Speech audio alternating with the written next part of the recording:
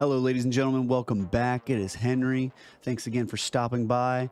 This video is geared toward new players, so that's a disclaimer for any of those who are a little bit more advanced. I mean, just because you're an advanced player doesn't mean you can learn a thing or two, you know what I'm saying? Check out the timestamps below if you have to pick and choose. Please enjoy. Receiving gifts. Battlestate Games gives gifts sometimes for Christmas, different parts of the game, different events of the game. All you got to do is log into your account, escapefromtarkov.com, and hit the receive button, and simple as that.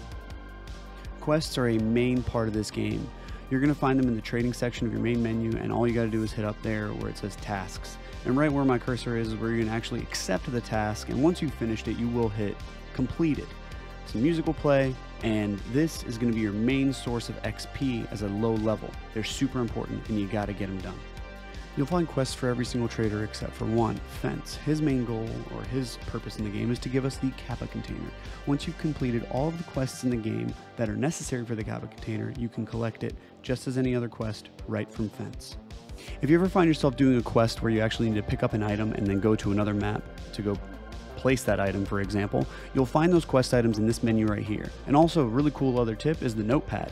You can use it to write down things or things that you need to remember for later quests. Very useful, very beneficial for players who don't feel like going to another program. Of course, you can use NotePad on your computer, although I find this to be very useful. Free XP. Let me tell you how to get it. When you first start up the game and or at the beginning of the wipe, take the time to go to all the traders and examine everything that you possibly can. A, it's going to give you a big boost in XP, and B, it's going to be able to let you know exactly what something is whenever you're in raid, so you don't have to examine it in raid. It's still going to give you XP either way. It's just good to know because then you'll know if something's valuable or not. The way it looks like is this. You find an item and you examine it, hitting the middle button and or right-clicking it and hitting examine. Also, whenever you get the flea market, take the time and go through every single item in the game and examine that. It'll give you a big boost of XP. Early on in the game, I highly recommend to leave your melee weapon out of the game at the start of a raid. You're most likely going to be able to pick one up, and if it is valuable, you can use it, keep it, even if you die. Free look is a great feature in the game. All you got to do is while you're in raid is hold your middle mouse button and look in the direction that you want to look. Here you can see me peeking down a doorway while I'm running across the hallway so I don't get shot at. This is a smooth lean. All I'm doing is holding Alt and then A and D. This is a step out peek, which is also very useful, especially if you know how to use it correctly. And this right here is me peeking on the left side, which is highly discouraged because the player in game is a right-handed player, and you'll be exposed quite often. More than not, they'll be able to see a good chunk of your body. This is a Jiggle Peak. More advanced players choose to use this peek because you have more controllability on how much you are actually seeing. Alright, everybody loves booty. Hidden stashes, such as barrels and wooden pallets, can spawn literally any item in the game, such as high-value items and armor. Weapons crates and weapons boxes can spawn high-value items, but most likely it's a weapon and or attachment. Loose loot can be found. Stay vigilant. They can also be of value. Other things to loot are ammo boxes, grenade boxes, gym bags, green crates, computers, and med boxes and med bags. There's also a lot of dead bodies around that look like they're dead, but I mean, well, they are dead, but loot them. You can find really high value items, and don't let that stuff slip up, because as a young player you're going to need to collect a lot of items for different quests, different aims, and for your hideout. It's very worth it to really snoop around in the beginning of the game in the early wipe. Bunny hopping is a thing in this game. It's extremely advantageous. It can get you to places that you didn't think that you could actually get to. The way to do this can be found all over the internet, and there is a technique to it, although I'm just going to give you it in simple terms. You got to jump on your right foot. Look down, try to practice it. You'll find that sweet spot. It's all about practice, and I believe in you. If you have any questions in regards to that, you can always contact me, and I'll try my best to try to teach you. But it really just comes down to practice. The Hideout is an extremely important tool for a PMC in Tarkov. Here you can craft items which you can turn in for quests. You can craft Bitcoin, you can sell it to therapists. And remember, you can always create and craft items that are of high value during the wipe to sell later on the flea market, because all items that you find except for Bitcoin are going to be found in raid. Use that to your advantage. The Scavs and the PMC's differences are quite simple. The PMC is your main character, and the Scav is just a preloaded character. Zero risk, high potential of reward, with zero tracking capabilities and increasing of skill. If you go on a Scav run, you're not gaining any XP and you can't pick up any quest items, although you can pick up items that are needed for barters and items that you need to be collected for quests, where on the other hand, your PMC gains XP and also every raid improves your skills such as metabolism, strength, etc., which later on will be talked about in this video. Hand signals are easily accessed by clicking double Y on your keyboard by default. Use them to your heart's content. Voice commands, on the other hand, are a lot more versatile. You can hotkey your favorite voice line to your F keys on your keyboard. You can do this by right-clicking the voice line and choosing the F key that you want. Grenades come in many shapes and sizes in this game, but I'm more worried about the mechanics and how they work, and how your pockets and everything come into play regarding them. Just like your magazines, your grenades start from your pockets and are used from left to right. If you don't have any in your pockets, then your tack rig gets used.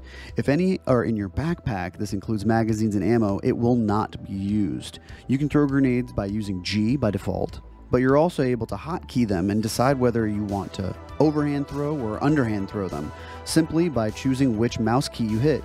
If you choose the left click while you're hotkeying and you choose that grenade, you will overhand. If you use the right click, you will underhand.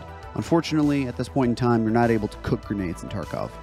Let's talk about magazines. As you can see, we can start with our magazines inside our backpack, and I can't reload them, as I mentioned before. You're not able to reload your weapon if you have your ammunition and or magazines anywhere else other than in your pockets and or tack rig. Once it's there, you're good to go.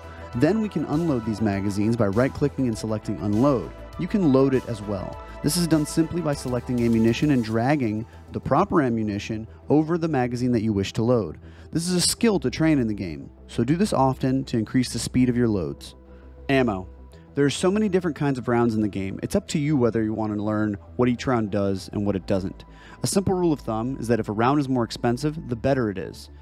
Down below is a chart that you can actually refer to that other people have created to know what each round's stats are. So there's this really cool little exploit that you can do if you're using a CMS or a serve kit to try to heal a black limb. You can actually reload a weapon by hitting unload while you're using the CMS kit, and it won't cancel the animation like with other things. If you try to load a magazine or try to heal other things while you're doing the CMS animation or survival kit animation, it will cancel it out and you'll have to start again. But this is a cool little exploit.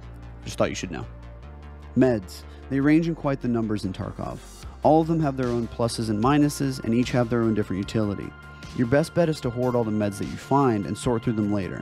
Salewas, IFAKs, AFAKs, and hemostatic bandages are the standard for healing in Tarkov. They will take care of both heavy and light bleeds, but they will not fix a black limb. You will need a survival kit and or a CMS for that. Be sure to look and read the stats for every med utility so that you know what each one does and the time that it takes to use. Energy and hydration, aka food and water. You can actually die of dehydration and exhaustion in this game. You really know you messed up whenever you die of these things, and it sucks. Even the most veteran of players have done this. It catches you at the worst of times, trust me. Find these levels in your character here, and you can replenish them through either food and or hydration. Be sure that you look at actual stats, because some food and drink will dehydrate you whilst giving you energy. Make sure that you're constantly managing your levels during your raids. This skill is called metabolism. Basically, the more you eat, the better, and the better your metabolism skill will become. You'll survive longer and your dehydration and energy won't be depleted as fast. Useful cases during a raid. Here you can see a docs case, a key tool, and the infamous sick case. The docs case can hold folders of intelligence, but can't hold dog tags. The key tool only keys, and the sick case can hold dog tags, Bitcoin, and the like. Get them. I'm going to bring it back to me for a second. I'm just going to be talking about level 4 traders and the difference between grinding for Kappa and just getting level 4 traders and why that's important. To get level 4 traders, you're going to have to complete some of the quests and you're going to have to make sure that you get enough rep or reputation with each trader. What it's going to do for you is going to give you the opportunity to buy things a little cheaper than what you would for on the flea market. Meta builds, meta parts are going to be extremely expensive on the flea market and sometimes hard to get. If you have level 4 traders, you can actually buy those builds for a lot cheaper. And if you have a buddy that needs to have a part for a Gunsmith quest, you might be able to help them. Very likely you will have the ability to. So just keep that in mind and try to get level 4 traders. In order to get out of a raid, you're going to need to find an extraction point. If you're a Scav, you have different extraction points. If you're a PMC, you have different extraction points. Usually they're all the same for each character, right? My tip is to make sure that you check your corners. Don't just lift up your visor and think you're clear. No, there are extract campers, there are rats, there are snipers, there are people who want your juice, your booty. All right, don't let your guard down. Put some tack rigs in your backpacks. It gives you extra space. Some tack rigs are huge, even the armored ones. For example, the TV-110 can give you way more space in your backpack so you can get more loot. Makes sense, right? There's a lot of headsets in this game. There's the GSSHs, there's the Razors, there's the Comtacs, there's the new M23s or whatever. Now, there's so many people talking about which ones are better. There is no such a thing as this headset's better than this one. No, I, for example, use the GSSHs. It's the better sound profile for me. Pick a headset, use them all, try out what's better for you, and keep using that sound profile so you can get used to it, and you won't be spending too much money on other ones because some are more expensive. Time is also a very important thing to notice in Tarkov. Sunrise in Tarkov is at 5:30, sunset is at 9:30 p.m. or 21:30 in game. Keep that in mind. Anything after 21:30, it's going to be pitch black. You're going to need to either adjust your settings in your game or get some night vision or a flashlight. Gunsmith quests by this guy homie right here. All right, mechanic, he's got some of the most profitable quests in the Tarkov realm. You get bitcoins, you can get graphics cards, you can get all sorts of goodies from him. All you got to do is just build some certain guns the way that he wants them in a certain way.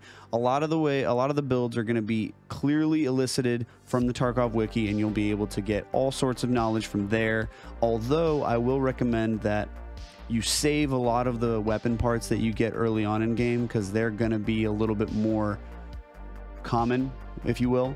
And also, if you have buddies of yours that are a little ahead of you in the trader levels, they're able to actually purchase some of these weapon parts from different traders that you will need to build these guns. Because later on in the flea market, a lot of these parts are going to be going for buku bucks. I'm telling you. The bosses of Tarkov are going to start with Killa. You can find him on Interchange. He's the only boss that does not have any guards. The next boss that we're going to talk about is Reshala. He's found on Customs. He has some homies with him. Sturman can be found on Woods. He also has homies with him who are formidable opponents, and he can be aggroed from a long distance, and basically all of the Scav raids have aimbot. Gluehard's the little man baby that likes to hide on reserve. He's got way too many guards for him to even count, and he's a very, very, very dangerous Scav boss. Be careful going up to him and make sure that you have some good tactics and cover, not concealment, fighting this guy. Sanitar is the Tarkov boss crackhead. He has homies, they're crazy, and they will stem themselves up to become superhuman and will take headshots and stuff like that. Be wary whenever you fight this guy. He does have more medications rather than actual gear and loot. So there's the new boss coming to Tarkov. His name is Kuvalda, which is sledgehammer in Russian. He's literally going to be lugging around a sledgehammer. We don't really have much information on him right now. All we know is that he's going to be the Scav boss for the new factory expansion, and he's going to be wandering around factory. Some people are saying that the lore behind him is going to be the guy who's protecting the entrance to labs in regards to the whole entire open world theory of Tarkov. That's all we got for him. The Cultists, they're a new addition to the Tarkov realm, and they basically are a different faction other than from Bear or PMC. They're a religious cult that will hunt you at night, and sometimes there's a bug going on right now that they can even appear during the day. You can find them on Woods, Shoreline, and Customs between 10 p.m. or 22 and 6 a.m. They have a different array of weapons and armor. They consist of about 3 to 5 members, the priest and his followers. They're extremely formidable. They have almost silent footsteps, and you can't hear them coming. They also have this knife that will poison you. If you don't have the antidote right there, you will die. The Cultists, they prefer to ambush the players, and they're extremely well hidden. Thanks a lot for watching. I really appreciate the support that I get. If you did learn something and you are a new player to Tarkov, hit the subscribe button. I'm going to come out with future content, future videos on different educational bits regarding Tarkov and different tutorials and stuff like that. If you want to catch me on Twitch, my link is in the description below, along with all of the material that I've mentioned in this whole entire video. I will catch you later. Cheers.